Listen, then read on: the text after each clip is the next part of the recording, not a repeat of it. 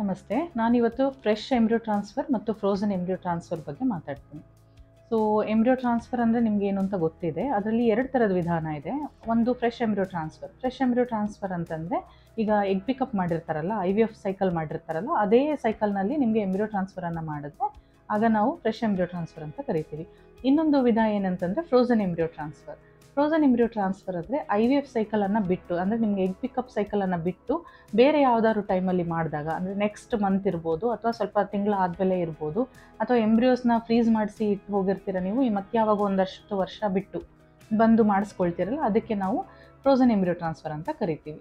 So fresh embryo ಟ್ರಾನ್ಸ್ಫರಲ್ಲಿ ಏನಾಗುತ್ತೆ ಅಂತಂದರೆ, ನೀವು ಎಗ್ ಪಿಕಪ್ ಆದ ನಂತರ 3 ದಿನ ಅಥವಾ 5ನೇ ದಿನ ನಂತರ ನಿಮಗೆ ಎಂಬ್ರಿಯೋವನ್ನು ನಿಮ್ಮ ಯೂಟ್ರಸ್ ಒಳಗಡೆ ಟ್ರಾನ್ಸ್ಫರನ್ನು ಮಾಡಲಾಗುತ್ತೆ.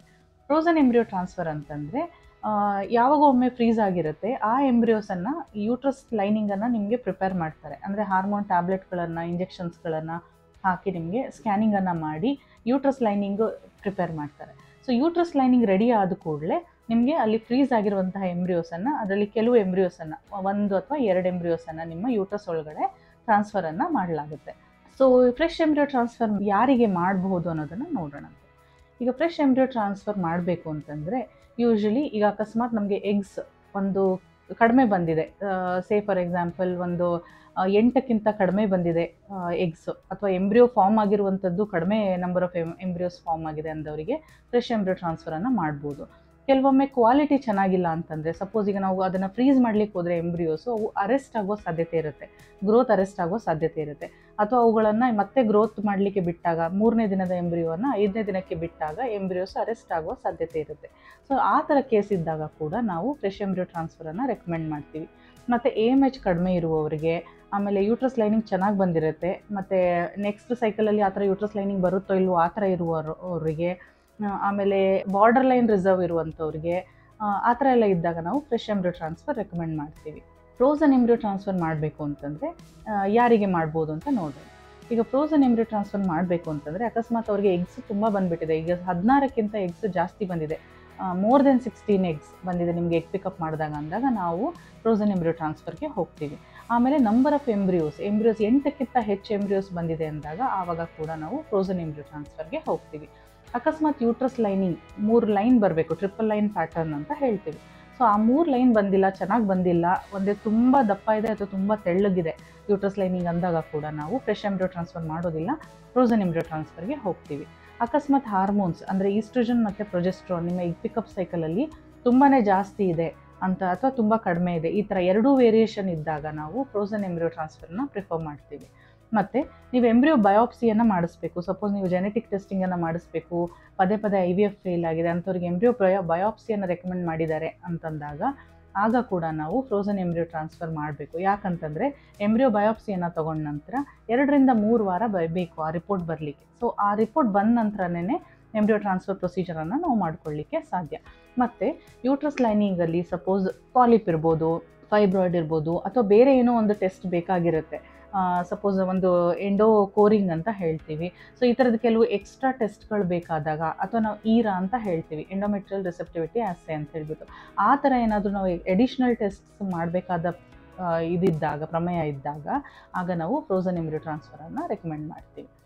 ಮತ್ತು AMH ತುಂಬ ಇರುವವರಿಗೆ, ಸಪೋಸ್ ಮೋರ್ ದೆನ್ 5 AMH ಇದೆ ಅನ್ನೋರಿಗೆ, ಆಮೇಲೆ ವಾಟರ್ ಕಲೆಕ್ಷನ್ ಇರೋರಿಗೆ, ಅಕಸ್ಮಾತ್ ನೀವು ಎಗ್ ಪಿಕಪ್ ಮಾಡಿದಾಗ OHSS ಅಂತ ಒಂದು ಪ್ರಾಬ್ಲಮ್ ಆಗುತ್ತೆ, ಅಂದರೆ ಎಗ್ ಓವರಿಯ ಸುತ್ತಮುತ್ತ ಎಲ್ಲ ವಾಟರ್ ಕಲೆಕ್ಷನ್ ಆಗಿರುತ್ತೆ, ಮತ್ತು ಯೂಟ್ರಸ್ ಲೈನಿಂಗಲ್ಲಿ ಕೂಡ ವಾಟರ್ ಕಲೆಕ್ಷನ್ ಆಗಿರುತ್ತೆ. ಸೊ ಆ ಥರ ಇರುವವರೆಗೂ ಕೂಡ ನಾವು ಫ್ರೆಶ್ ಎಂಬ್ರಿಯೋ ಟ್ರಾನ್ಸ್ಫರನ್ನು ರೆಕಮೆಂಡ್ ಮಾಡೋದಿಲ್ಲ. ಯಾವುದು ಒಳ್ಳೆಯದು, ಫ್ರೆಶ್ ಎಂಬ್ರಿಯೋ ಟ್ರಾನ್ಸ್ಫರ್ ಒಳ್ಳೆಯದಾ ಅಥವಾ ಫ್ರೋಝನ್ ಒಳ್ಳೆಯದಾ ಅನ್ನೋದು ನೋಡೋಣ. ಆ್ಯಕ್ಚುಲಿ ಮುಂಚೆ ನಾವು ತುಂಬ ವರ್ಷದಿಂದ ನಾವು ಫ್ರೆಶ್ ಎಂಬ್ರಿಯೋ ಟ್ರಾನ್ಸ್ಫರೇ ಮಾಡ್ಕೊಂಡು ಬರ್ತಾಯಿದ್ವಿ, ಆದರೆ ಈಗ ಒಂದು 10 ವರ್ಷದಿಂದ ಫ್ರೋಝನ್ ಎಂಬ್ರಿಯೋ ಟ್ರಾನ್ಸ್ಫರ್ದು ರಿಸಲ್ಟ್ಸ್ ಚೆನ್ನಾಗಿ ಬರ್ತಾಯಿದೆ. ಯಾಕಂತಂದರೆ ಈ ಫ್ರೋಝನ್ ಎಂಬ್ರಿಯೋ ಟ್ರಾನ್ಸ್ಫರ್ ಏನಾಗುತ್ತೆ ಅಂತಂದರೆ, ಈಗ ಮಾನವನ ದೇಹದಲ್ಲಿ ಹೇಗೆ ನ್ಯಾಚುರಲ್ ಆಗಿ ಅದು ಹಾರ್ಮೋನ್ಸ್ಗಳು ಉತ್ಪತ್ತಿಯಾಗಿ ಎಗ್ ರಿಲೀಸ್ ಆಗಿ ಅದಾದ ನಂತರ ಅವರಿಗೆ ನೆಕ್ಸ್ಟ್ 14 ಡೇಸ್ದು ಒಂದು ಋತುಚಕ್ರ ನಡೆಯುತ್ತಲ್ಲ, ಅದೇ ಋತುಚಕ್ರವನ್ನು ಇಲ್ಲಿ ರೀಕ್ರಿಯೇಟ್ ಮಾಡಲಾಗುತ್ತೆ.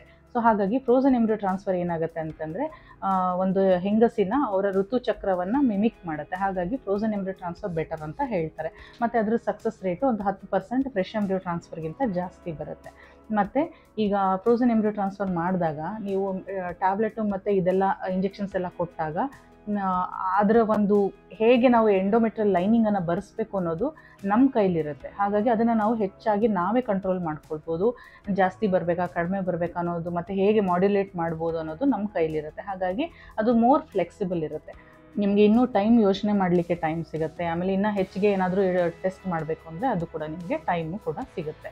ಮತ್ತು ಫ್ರೋಝನ್ ಎಂಬ್ರಿಯೋ ಟ್ರಾನ್ಸ್ಫರ್ ಮಾಡಿದಾಗ ಲಿಟ್ರೇಚರ್ ಪ್ರಕಾರ, ನಮ್ಮ ರಿಸರ್ಚ್ ಪ್ರಕಾರ ಲೋ ಬರ್ತ್ ವೆಯ್ಟ್ ಬೇಬೀಸ್, ಆಮೇಲೆ ಪ್ರೀಟರ್ಮ್ ಬೇಬೀಸ್ ಅಂದರೆ 8 ತಿಂಗಳಿಗೆ 7 ತಿಂಗಳಿಗೆ ಈ ಥರ ಎಲ್ಲ ಡೆಲಿವರೀಸ್ ಆಗುತ್ತಲ್ಲ, ಅವೆಲ್ಲ ಕಡಿಮೆ ಆಗಿದೆ. ಸೊ ಲೋ ಬರ್ತ್ ರೇಟ್ ಮತ್ತು ಪ್ರೀಟರ್ಮ್ ಡೆಲಿವರಿ ರೇಟ್ಸು ಕಡಿಮೆ ಆಗಿದೆ. ಮತ್ತು ಮಿಸ್ಕ್ಯಾರೇಜ್ ರೇಟ್ಸ್ ಕೂಡ ಕಡಿಮೆ ಆಗಿದೆ. ಸೊ ಮತ್ತು BP ಎಲ್ಲ ಕಡಿಮೆ ಆಗುತ್ತೆ. ಸೊ ಅಂದರೆ ಪ್ರೆಗ್ನೆನ್ಸಿ ಆದಾಗ BP ಬರುವಂಥ ಚಾನ್ಸಸ್ ಕೂಡ ಕಡಿಮೆ ಆಗುತ್ತೆ. ಸೊ ಇದೆಲ್ಲ ಒಂದು ರಿಸರ್ಚ್ ಪ್ರಕಾರ ಫ್ರೋಝನ್ ಎಂಬ್ರಿಯೋ ಟ್ರಾನ್ಸ್ಫರ್ ಬೆಟರ್ ಅಂತ ಹೇಳ್ತಾರೆ. ಬಟ್ ನಿಮಗೆ ಫ್ರೀಸಿಂಗ್ ಚಾರ್ಜಸ್ ಬರುತ್ತೆ. ನೀವು ಯಾವ ಎಂಬ್ರಿಯೋಸ್ ಎಷ್ಟು ದಿನ ಆದಮೇಲೆ ಹಾಕಿಸ್ಕೋಬೇಕು ಅಂತ ನೀವು ಪ್ಲ್ಯಾನ್ ಮಾಡಿರ್ತೀರಲ್ಲ, ಆವಾಗ ನೀವು ಫ್ರೀಸಿಂಗ್ ಚಾರ್ಜಸ್ ಅಲ್ಲಿ ತನಕ ಕಟ್ಟಬೇಕಾಗತ್ತೆ. ಅದು ತುಂಬ ಮಿನಿಮಲ್ ಇರುತ್ತೆ. But it is always better to freeze the embryos until you decide. So ಅದಕ್ಕೆ ಫ್ರೀಸಿಂಗ್ ಚಾರ್ಜಸ್ ಸ್ವಲ್ಪ ಕಟ್ಕೊಂಡು ಹೋಗಿ, ಆಮೇಲೆ ನೀವು ಎಲ್ಲ ನಾರ್ಮಲ್ ಆದಾಗ ಯೂಟ್ರಸ್ ಲೈನಿಂಗು ಎಂಬ್ರಿಯೋ ಟ್ರಾನ್ಸ್ಫರನ್ನು ಮಾಡಿಸ್ಕೊಂಡ್ರೆ ಒಳ್ಳೆ ರಿಸಲ್ಟ್ ಕೂಡ ಬರುತ್ತೆ.